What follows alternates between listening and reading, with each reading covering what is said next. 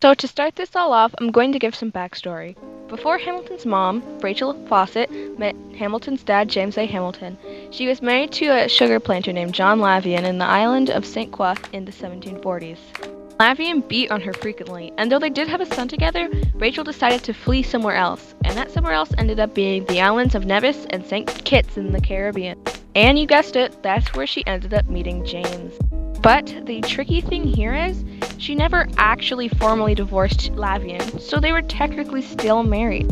When Rachel decided that she wanted to move back to her own home, she took her family with her, forgetting that she had a husband she was still married to there. So, when James did end up finding out that she was already married, he obviously moved back to the Caribbean.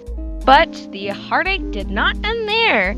Soon after, Hamilton and his mother ended up getting yellow fever, and though Hamilton did recover, his mother sadly passed away.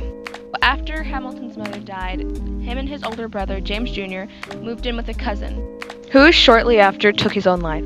It's unknown where James Jr. went after this, but that was around the time Hamilton decided to set out for America. And the only reason why he had this opportunity was because of his specialty with mathematics and business. So much so that a local church minister, Reverend Hugh Knox, had seen his potential and encouraged him to move to the British colonies, now America.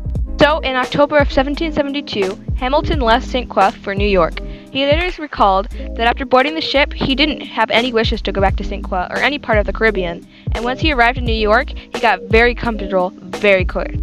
Now, when Hamilton was still in the Caribbean, he had wished for a war, something to get his name out there, show what he could do.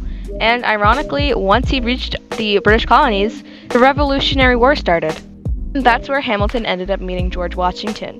Hamilton became the captain of an artillery company created by New York's Provincial Congress. The amount of work Hamilton did in the war and how quickly and efficiently he got things done caught the attention of George Washington. After Hamilton served in the battles of Trenton and Princeton, Washington promoted him to lieutenant colonel. He was also given the nickname Little Lion.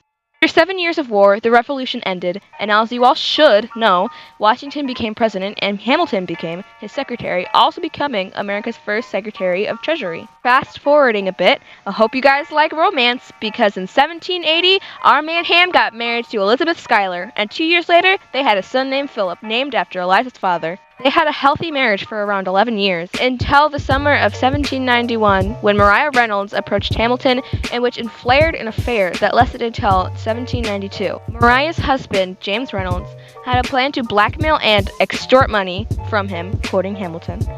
James was able to milk $1,000 out of Hamilton, yet giving James the money to keep him quiet, Hamilton wrote the Reynolds pamphlet, in which he outs himself, telling the whole world in a pamphlet about his affair.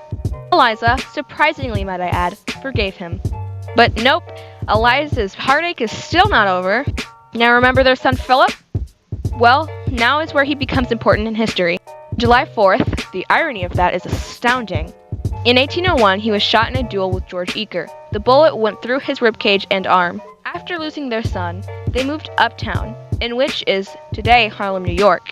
The house was finished in 1802, but sadly Hamilton didn't get to live in it for very long, because in 1804 Hamilton died in a duel with Aaron Burr. Now, I haven't yet mentioned Burr, but he is of very big importance in Hamilton's history, and they have been toe-to-toe since the day they met, being frenemies, enemies, and all of the above ever since. Eliza used the rest of her life telling Hamilton and all of his comrades' legacy, even Burr, surprisingly. She ended up devoting the rest of her life making sure everyone knew how much her late husband did for this country. And she died at the ripe old age of 97.